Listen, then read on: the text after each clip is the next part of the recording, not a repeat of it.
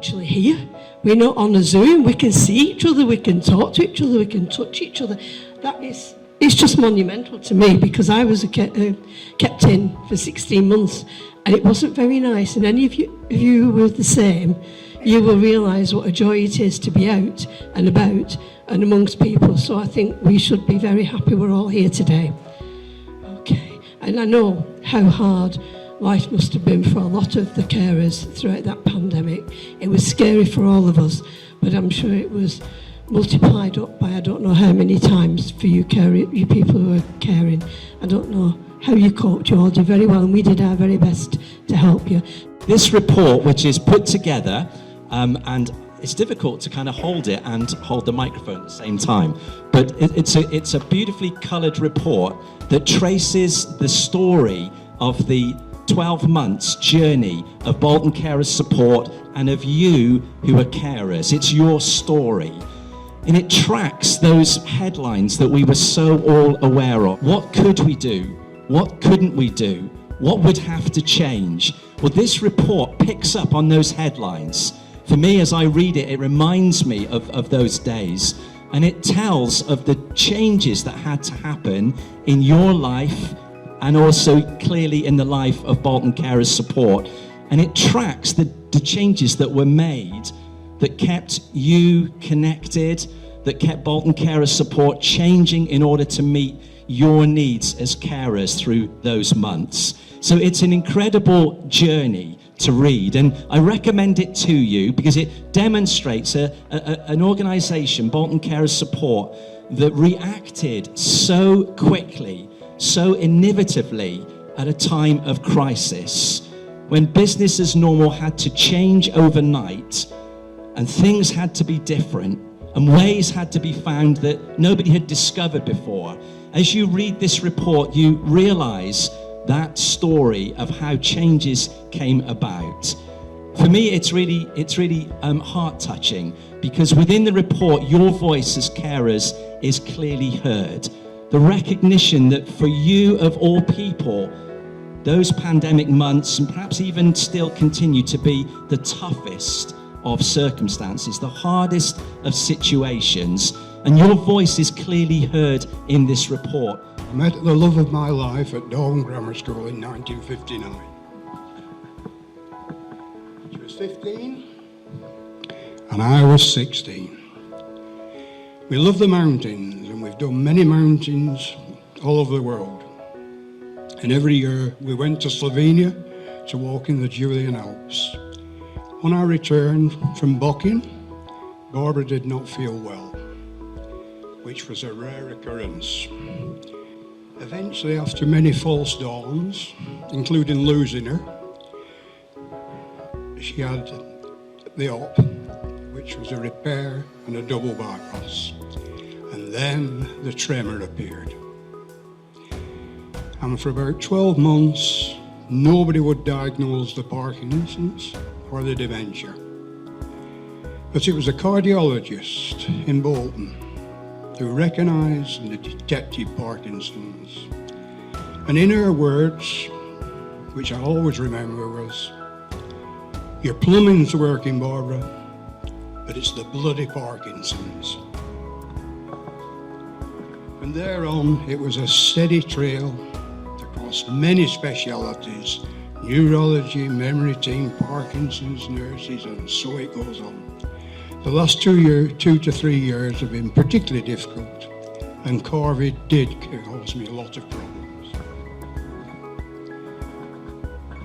Because Barbara had complex needs, I did all the phone consultations with the speaker on so she could hear me. Reviewing medicines daily, and sadly, because of the specialities you're on, they weren't all singing from the same hymn sheet. On the 11th of October last year, Barbara was admitted to Bolton Royal Infirmary by an ambulance. And she was then moved to Greenway, Trafford, on the 4th of December last year.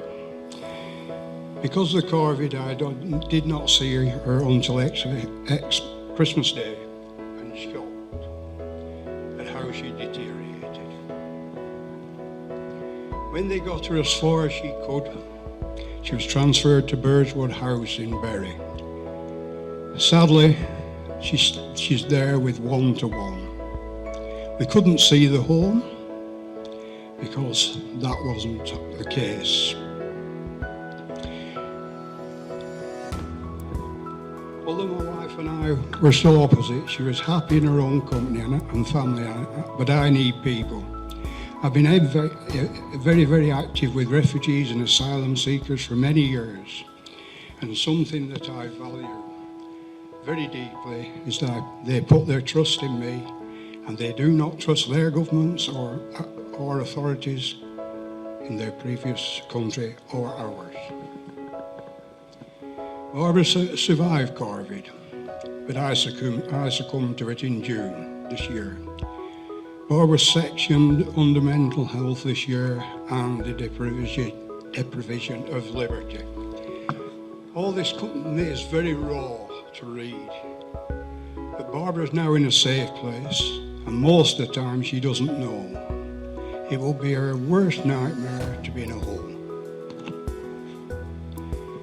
My big mistake was keeping her at home too long. I think care and arrogance played a big part there. I don't know when I met Lauren. I think it's about 18 months ago. I think it was a sheer cry of help. It's lonely being a carer, especially with COVID, because friends don't know what to say to you. Over the last 12 months, he has been fantastic in his support for me. He has the fantastic ability to judge my mood. His weekly chats are looked forward to and are very diverse. He can talk about anything from gardening, football, walking. Two things we leave out are religion and politics. I would love to have his skill. I'm normally a bottle half full person, but this last 2 years have tested me. People do not know what to say to me. Lord, been my rock all of these years. And our two sons said many years ago, Rome wasn't built in a day, but with our mum, it would have been. I miss her desperately. One person can't change the world, but one person can change your world. Thank you, Lauren. Fairness though, we did enjoy the online quizzes and the online services make the best of a bad situation. I think they're super, and the Dementia Society, Bolton Dementia Society. If it hadn't been for those two methods of support, I think I would have topped myself long ago, to be honest. Yes, the Bolton people, the support's been very good to us.